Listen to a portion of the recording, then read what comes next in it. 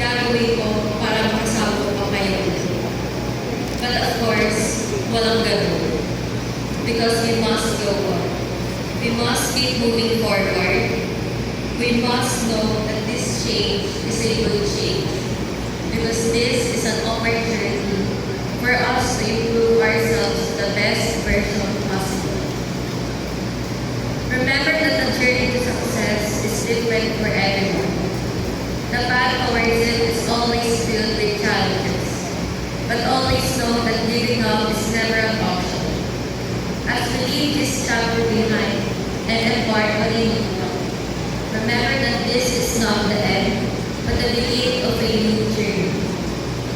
Before I end my speech, I would like to share a Latin quote, Per aspera ad astra, to the stars through difficulties, meaning success requires the overcoming of obstacles.